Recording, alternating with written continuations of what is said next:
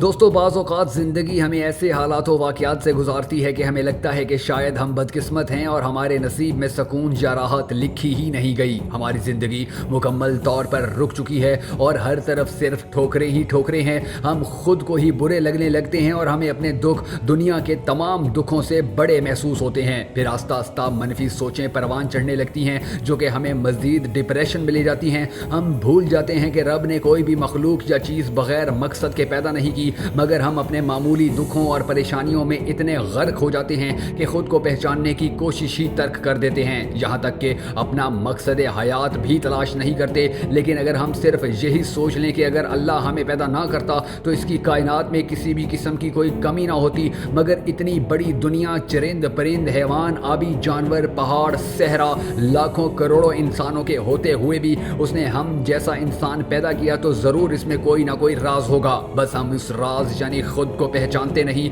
हम सारी जिंदगी वो बनने की कोशिश करते हैं जो हम ना तो बन सकते हैं और ना ही होते हैं। दूसरों की देखा देखी या किसी और की तरह बनने की कोशिश में हम सारी जिंदगी ज़ाया कर देते हैं। हमें याद रखना चाहिए कि कभी भी हम अपना मवाजना दूसरों से ना करें। हम जो हैं बेहतरीन हैं, हमें बस अपने आप को संवारने की ज़रूरत है। हम में खुद को समझने और खुद के बारे में सोचने की कमी है। अगर हम दूसरों के हसब नसब देखकर गिला करेंगे तो लाजमी तौर पर एहसास कमतरी का शिकार हो जाएंगे। हम सोचते ही नहीं कि हो सकता है कोई हम जैसी जिंदगी गुजारने की भी ख्वाहिश करता होगा। अगर आपके दिल में कभी ऐसा ख्याल आए तो उन लोगों के बारे में ज़रूर सोचिएगा जो कचरे के ढेर से रोटी के नवाले इकट्ठे करके अपना पेट भरते हैं। रिज्क ज़्यादा होने से अहम रिज्क का हलाल होना है। अल्लाह ने हमें जैसा बनाया है हमें वैसा ही खुद को कबूल करना होगा। वो हमें जिस रंग, शक्ल, सूरत और कद का बनाना चाहता था उसने वैसा ही बना दिया। हम बस अपने आप से प्यार करें, दूसरों को खुश करने के चक्कर में कभी भी अपने आप को नज़रअंदाज ना करें।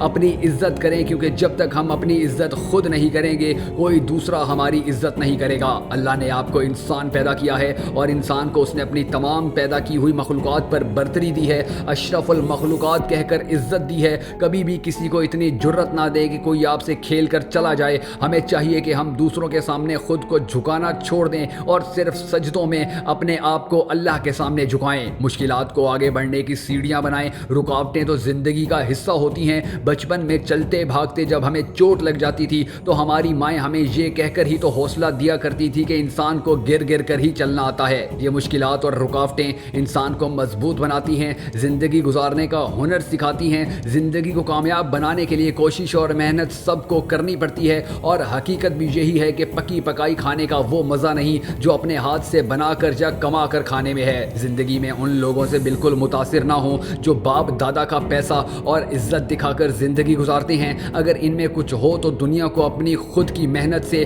अपनी पहचान करवाएं, अपनी कमाई इज्जत दिखाएं, क्योंकि इंसानी मुआशरों में हमारी हकीकी पहचान कोई विरासत में मिली हुई इज्जत और दौलत नहीं, बल्कि हमारी अपनी पहचान हम खुद होते हैं।